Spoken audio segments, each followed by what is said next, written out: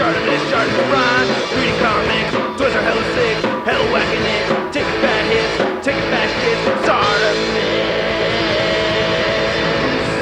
Subscribe, who's wearing this, huh? Bruce Campbell? Look at that chin! Hey, what's up you guys? ShartimusPrime here, doing another Transformers figure review on the San Diego Comic-Con 2016 exclusive Transformers Soundwave. I picked up the tablet Soundwave. I wanted the tablet Soundwave. I think this is just really cool. Looking at the packaging over here, I like this bright silver that we get, and it feels hefty, you know? I don't know, it's got a pretty nice weight to it and everything, you know? Very nice, shiny silver. On the side, it says Soundwave right over there. Then just some tape, you know, taping it up. And then on this side, it just says Soundwave again. Then on the back, there's a read-up on Soundwave. If you want to go ahead and read it, pause it now, which I really like. This is actually like a very cool premise for a future Transformers movie, I think, right? If they did a reboot. But anyway, let's get to it and crack this thing open. And here's our brand new Soundwave out of the packaging. And I really like this figure a lot. I think this is really cool. He's a true robot in disguise over here. I had a lot of figures out on my coffee table in my living room. And while I was at work, the wife put a lot of them back in here and she left this one on the table. Oh, I thought that was great. Yeah, so this is a cool little piece to have on the coffee table, whatnot, you know. It does look like a shattered or a broken iPad. This is actually replicating a Samsung device. I don't know exactly what, Galaxy Pad. I don't know what the hell they call it. I'm not really a tech guy, but you know. Anyway, looking at the instruction booklet over here, because you know when you open this up, you get an instruction booklet, and I like how they made this so that you get the Decepticon symbol right over there, and then here's the little Soundwave instruction booklet, and the instructions are pretty clear. You know, nothing to complain about over there. But anyway, let's take a closer look at this. Oh my God, look at the paint detail. Okay, it makes no sense taking that much of a closer look at it, but one thing I wanted to say is that it would have been kind of neat if they had some kind of black sheet they could put over on top of this just to make it a solid surface. Same thing with the back, because BAM! Transformer in your face, man. Right over there, yeah. This is not an iPad or whatever, but anyway, they still managed to include the little camera right over there, which I think is really neat. It's kind of tricky to see, but they have some other stuff. I guess that might be a speaker. This looks like the viewfinder, right? This is a little something else. That's not a nick. That's actually a little hole in there. Looking at the bottom, you have the Samsung buttons right there. My mom rocks the Samsung stuff, so that's how I know that it's a Samsung thingies. Then you get the charger port right there, and then on the side, well, this is part of the transformation, but you get, I guess, some headphone jacks. It looks like some volume right here. This looks like your little hold switch, you know, so on-off button probably, and then some more ports right over there. So yeah, pretty sweet. I don't have an iPad, I just have laptop and my cell phone, so comparing it to an iPhone 6, you can see that right over there. Yeah, you gotta follow the Asian Poon on Instagram. I highly recommend it. But yeah, so there's your comparison to an iPhone. And then to get some measurements on this thing, you can see that it's just at 7.5 inches long.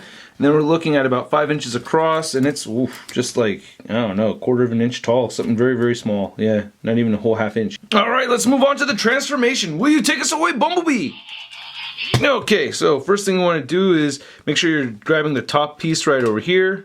Lift that up, detach there. It has a tab here and here, so you're going to feel it detach there and there. Cool, so now you got those shoulder wings coming out, okay? And then these are his arms, so you want to untab right over here. And there goes the shield. Yep, so lift that up. So we do have some parts forming over here. And this is a pretty decent looking shield. We get nice detail in there and all that, so can't really complain too much about that. And then we can move the arms out. We got these little flaps that we're going to move around, tab those in, tab that in right there. We have this top piece that we're going to fold all the way down, then bend these two pieces in, and they tab into the chest. And then he has his face, just the face, and then it's going to move up right over there. Get these two little flaps, we're going to move those up. And then we also get some more parts forming with this bottom section right here. This is his back piece or laser beak or whatever you want to call it. So we're going to put that aside right over there. And then coming back to this side, well actually you could start flipping this right here, and then you want to do a 180 right there, and then there's the back of his head, but then there's the middle of his head right there. So you got to lift that up, attach, and then get this all synced up, which is actually one of the trickier parts of transforming this figure for me. I don't know why, but getting this all lined up properly has been kind of a pain in my butt. So I'm going to get back to that in just a second.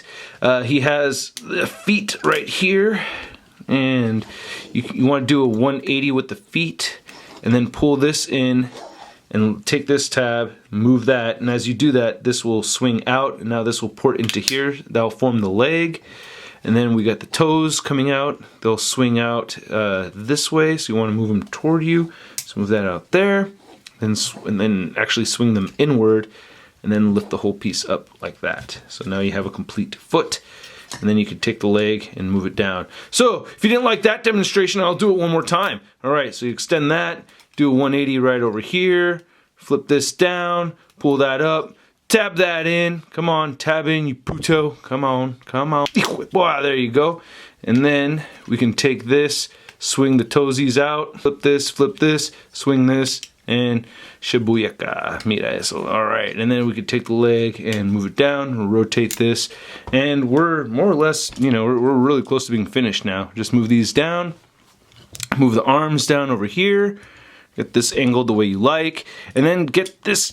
Come on, man, you drive me crazy. See, I just tabbed it in. You heard the noise, right? You heard the noise, but it doesn't want to stay. So it's just a matter of lining this up, and it's really frustrating for me. I don't know what I'm doing wrong here. I've read through the directions several times, and what's really messed up is that the very first time I transformed this, it just worked out perfectly. So I really feel like I'm doing something wrong. If you know what that is, please let me know. One thing that's kind of helping me is getting his little, you know, his belly right here sticking forward. And that kind of bends into this part a little bit, so that helps me with that. But he's kind of got a little bit of a paunch now, which, you know, isn't the worst thing in the world, but oh well. Okay, so let's put aside Soundwave over there. We have a shield. We could attach a shield to this side. You get a little port right there. So attach right there, and then we have the little backpack piece, which is not really, you know, a laser beak, but you can make pretend if you want to. I guess that's the first thing I thought of when I saw this. I was like, oh, so close. And then he does have his gun parts right here, so you remove that, and some nice details sculpted in there. I really like that attention to detail. I think that's really cool. And you take that out right there. Okay, zooming back out, and then flip these around, and then you just push this piece forward right here. Then this tabs into his back, and then I guess you could do what you can to make it look like a laser beak. It doesn't really look like a laser beak, but anyway, you get these two slots right here, and oopsie, this actually tabs in this way, okay? And then you swing these up like that. And then now he has his wings, and damn it, the head detached. Mother. Now for the guns, all right, this one right here, it's gonna have a little piece that swings outward, and then this one, you don't really do anything, and it just attaches to the other gun, so now he has one big rifle. If you wanted him to have two guns, you could also do that, but I don't know. I like the idea of him having a shield in one hand and then a big old gun in the other. Pretty nifty looking gun, you know, no gripes or anything with that. I like it, you know, pretty sweet, yeah, I like it.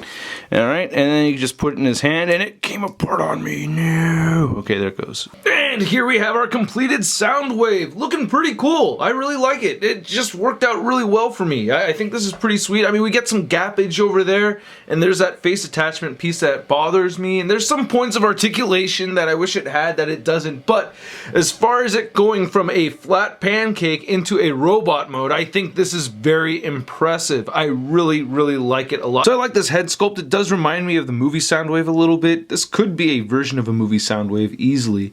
Nice paint apps on here too. Nice silver, and then we get this darker grayish black color on the side right there. Then orange seems to be a theme, which is kind of an interesting thing. I'm kind of curious why they went with orange instead of purple, right? I don't know, having purple mixed in there, or dark blue instead of orange kind of would make a little bit more sense to me. But we do get blue for the eyes, which is kind of a no-no. I mean, I guess it should be red or yellow, right? I think the very original G1 Soundwave had yellow eyes.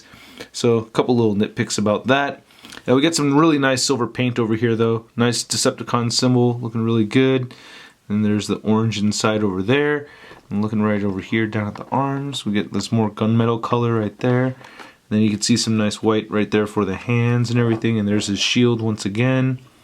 Looking on this arm, a lot of nice etched out detail right there. On the inside over here.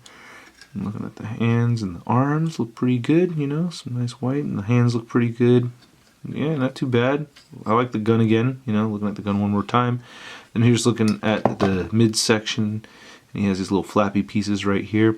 I'm curious to know why it has 2 screws. I guess the extra screw right over here and here is to hold this little black piece, but it made me think that there was a hinge where it could fold up. That would have been kind of nice.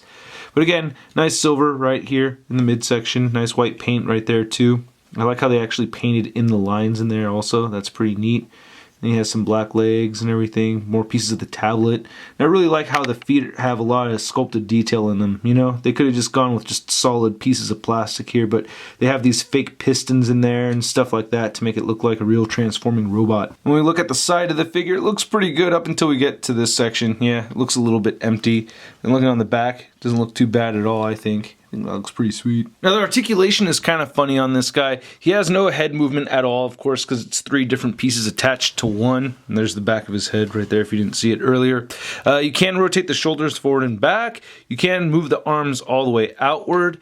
He can bend at the elbow inward like this, so if he wants to rub his own nipples, he could be like, hey, I'm Soundwave. Or he can bend them forward like that, but he can't really turn his wrist at all.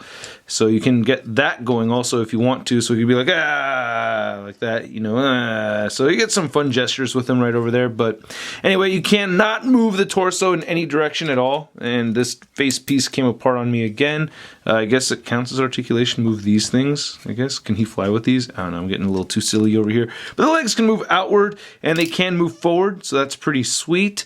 And he can also bend at the knee, 90 degrees. Then we get some awesome ankle articulation over here. He has incredible ankle pivot. Man, I love that. Look, he can spread his legs out like that far while keeping his feet flat on the floor. You could also move these toes inward if you want to. I don't know, I keep kind of thinking to myself, oh, what if he, you know, what if I made him with toes like that? But every time I do that, I don't like it. So I just prefer having the toes facing forward. But, you know, for, you know, you toe enthusiasts out there, right? Huh? My brothers, you out there? Toe enthusiast? Huh? Say what's up.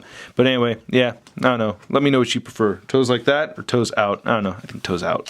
Now to measure the height of this figure, you can see to the top of his head, Soundwave standing at about 7.5 inches tall. But to the very top over here, it's closer to about 8 inches. For your Soundwave comparison, we have our brand new Soundwave compared to Masterpiece Soundwave. Thank you, Charlita1. Thank you, Theron. And the Human Alliance movie Soundwave. Thank you so much, Alfonso. You can really see the similarities between this head sculpt and the movie head sculpt right over there. And you can see they're all based off that G1 looking head sculpt. Then here's our new Soundwave compared to the G1 Soundwave. Precious. Yeah, I love MGo's reviews, man. He makes great videos. But anyway, yeah, the yellow right there on the eyes, it would have made more sense to give him yellow eyes or red eyes. I would have preferred red over any other color.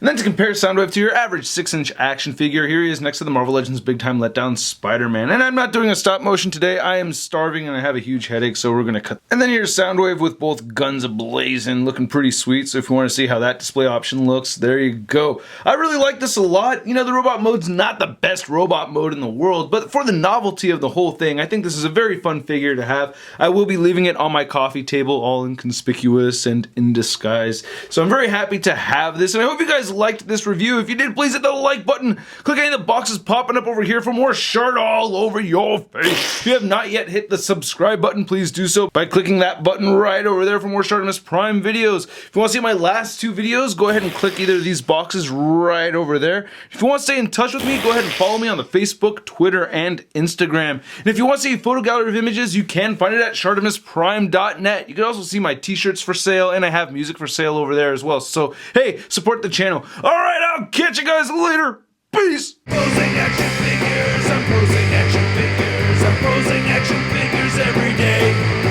I'm posing action figures, I'm posing action figures, I'm posing action figures, it's okay. That's crispy. But